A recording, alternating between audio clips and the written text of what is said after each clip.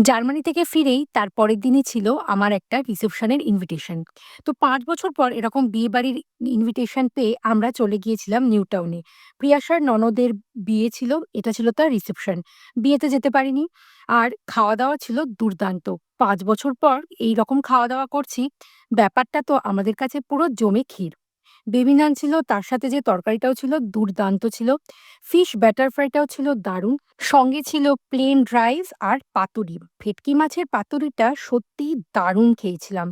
তার সাথে ছিল বাঙালির ফেভারিট মাটন। মাটনটা সত্যিই ভীষণ নরম ছিল। আর বুঝতেই পারছেন ৫ বছর পর খাচ্ছি, একটা আলাদা অনুভূতি তো থাকবেই। আর শেষে এই মিষ্টি ব্যাপারটা আমার দারুণ লাগে। চাটনিটা ছিল অসাধারণ। তার সাথে ছিল গাজরের হালুয়া। শীতের গাজরের হালুয়া আর এরকম সন্দেশ। বুঝতেই পারছেন ব্যাপারটা কেমন ছিল। আমরা তো দারুণ এনজয় করেছি।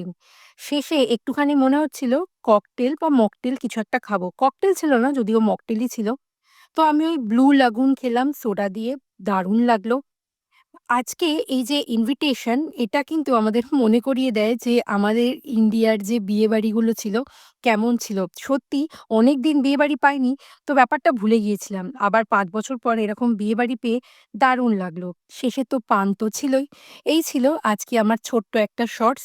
চলুন দেখা হবে আবার পরের ভিডিওতে। সবাই ভালো থাকবেন।